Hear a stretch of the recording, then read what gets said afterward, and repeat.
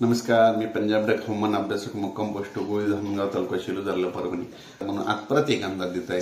कारण की राज्यामध्ये म्हणजे खूप ठिकाणी जवळपास 4 दिवस झाला अवकाळीचं संकट चालू आहे. मग हा पाऊस नेमका कधीपर्यंत राहणार आहे म्हणून खास करून हा अंदाज देत आहे. पश्चिमी विदर्भामध्ये बुलढाणा, अक्कोट, अमरावती या भागापर्यंत थोडा पाऊस असणार आहे. म्हणजे एवढं काय खूप जास्त सर्वदूर नसणार आहे म्हणून हा अंदाज लक्षात घ्यायचा.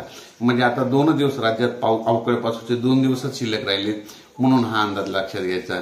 राज्यात एकंदरीत परिस्थिती तर राज्यामध्ये आता 3 मार्च पासून राज्यामध्ये हवामान कोरडं राहणार आहे. पाऊस काही येणार नाही. त्याच्यामुळे हा अंदाज सर्व शेतकऱ्यांनी लक्षात घ्यायचा. राज्यामध्ये फक्त आता उत्तर महाराष्ट्रामध्ये देखील समजा हा पाऊस राहणार आहे. उत्तर महाराष्ट्रामध्ये धुळे, नंदुरबार, यावल आणि त्याचेच मलकापूर, चाळीसगाव, कन्नड, सिल्लोड या भागामध्ये 1 आणि 2 तारखेपर्यंत पाऊस राहणार आहे म्हणून हा अंदाज लक्षात घ्यायचा. अचानक वातावरणात बदल झाला तर लगेच एक मेसेज दिला जाईल. धन्यवाद.